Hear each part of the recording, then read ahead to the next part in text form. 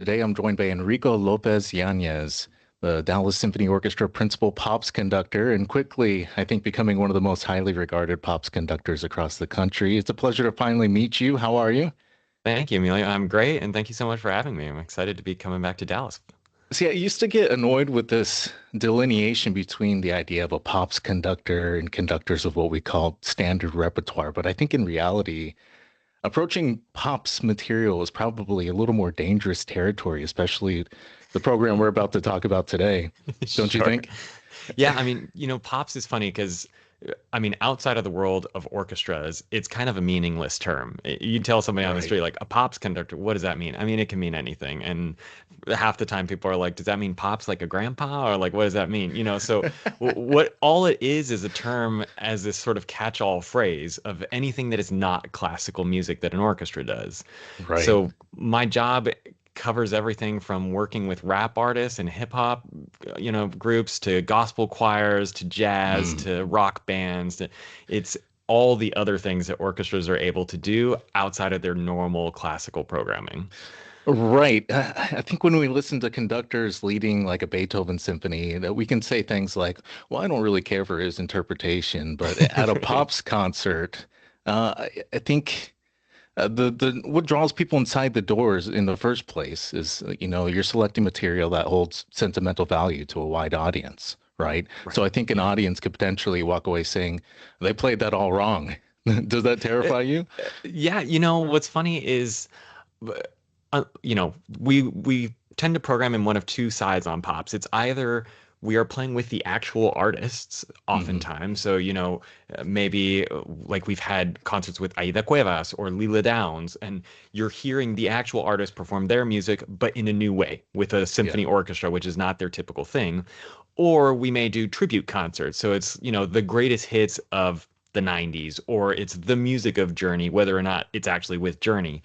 So Hmm. that's maybe where there's a little more room for audiences to be like, oh, that's not how the record went. Hmm. But I also think that if you're coming to an orchestra, you're not expecting it to sound like the record because most of the time it was not a full symphony orchestra that was on that record. What you're coming to experience is your favorite songs or some nostalgic period of music that you loved in a new way and kind of reimagined into this way that you could never have conceived of because think about it, you have maybe 80 new musicians adding new elements to that original soundtrack Hmm. and it's live instruments. It's people pouring their heart and soul into the music as opposed to even if there were strings, half the time those may have been synthesized strings. That Hmm. sounds totally different than a full string orchestra section providing that live. Well, I don't want to sit here in suspense anymore. Can you tell us some details about La Vida Loca? Give us some details about this upcoming program. Yeah, La Vida Loca is one of those nostalgic to the max programs. This is the Hmm. greatest hits of the 90s and early 2000s from artists like Ricky Martin, Enrique Iglesias, Shakira, Gloria Estefan, Selena. There's a little bit of pullback and the influences. So we talk about Celia Cruz, of course, and play some Hmm. of her music. We have Carlos Santana. We have this incredible, you know, era of Latin music that was truly that explosion in the late 90s that launched Latin pop into the mainstream. Um, and with that, we have this incredible cast of performers who have all toured. They've all toured, they've recorded, they have been a part of the creation of those hit songs that you heard. You've probably seen them on stage if you ever went to see Ricky Martin or these other artists. Hmm. So the quick rundown, we have two fabulous singers, Jackie Mendez and Ender Thomas. Ender toured for many years with Yanni on the Voices tour, and he has co-written songs with Enrique Iglesias and Ricky Martin.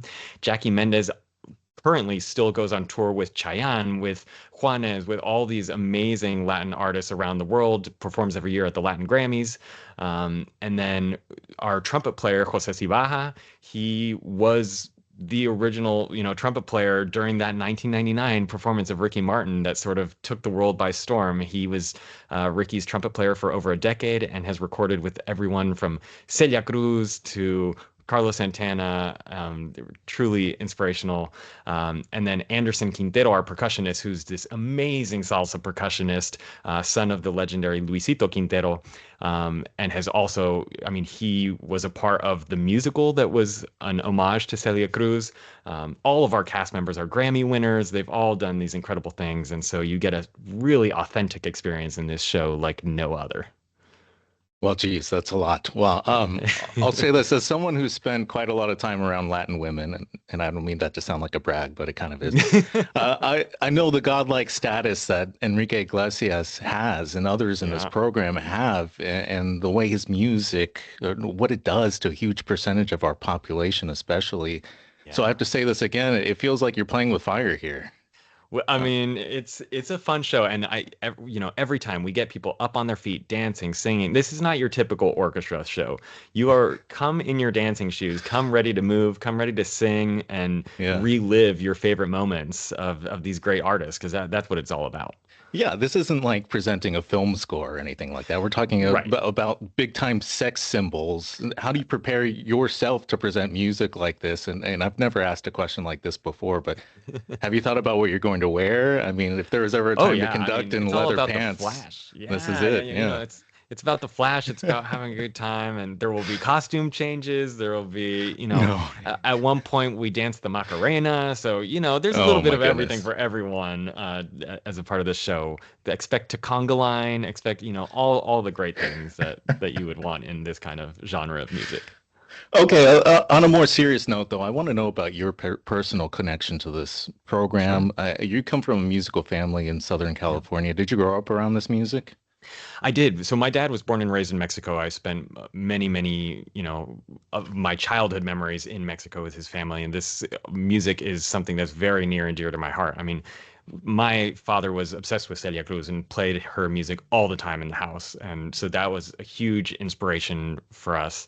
Um, in growing up a child, you know, very much in the 90s being a big musical influence on me too. Ricky Mm. Martin was one of my like superstar, you know, models. I was like, "Oh my gosh, you know, this music is incredible." And so I burned through that CD many times when, you know, Livin' La Vida Loca and all the, you know, Shake Your Bon Bon and all the like great hits. That was like childhood Yeah. galore. So now getting to bring those to the stage, not only that, but so Jose and I, the trumpet player, are the people that did all of the orchestrations for this show. So that's Mm. brand new arrangements that we wrote specifically for the orchestra. So they're very true to the originals in terms of what you expect to hear the songs, the lyrics, all of that. Mm. But it very much highlights the orchestra and really pushes them. I mean, there's an arrangement in there of I'm going to give it away, but Despacito, that's a salsa version that I made for the orchestra. So it's not the typical thing that the symphony has to play, but it is super fun, up tempo, dancey, and again, you're hearing these songs that are hits with new colors, new vibrancy. It's super special. Well, I'm glad we can talk about the orchestrations too, because, well, first of all, I'm from South Texas, so Gloria I see. Estefan, Santana, and J Lo and Selena, they were always around, always. Yeah, But it yeah, wasn't until I was deep into my own musical studies that I began to realize that these Latin pop stars, unlike American pop stars, right. are almost unanimously, like, seriously talented and highly trained musicians. Oh yeah. Did you see that in your preparation of these scores?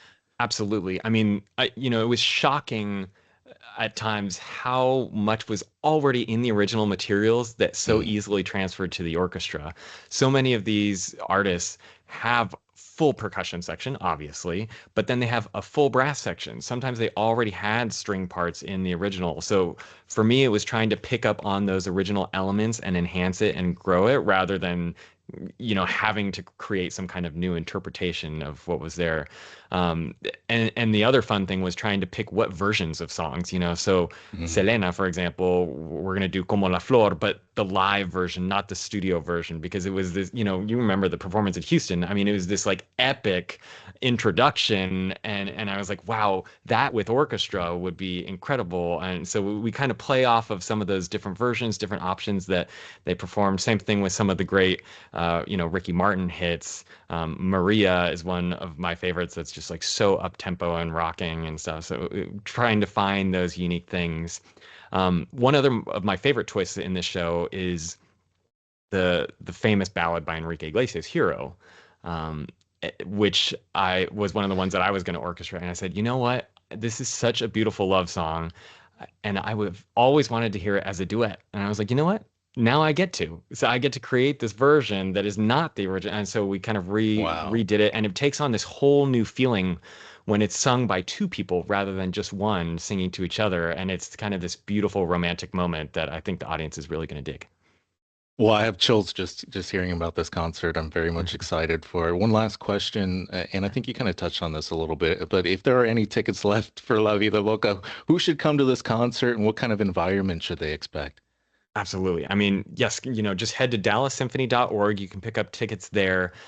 This is a concert for everyone. I mean, it's really about coming to have a good time. If you want to come and dance and sing and just let loose and feel the nostalgia of the 90s, or if these are artists that you maybe never got to see live and you want to feel some of that element of what their energy was like in those songs, it's the perfect show for you. It's family friendly, it's exciting, come have some drinks and dance, shake it off all, with the orchestra. It's all about having a good time and letting loose.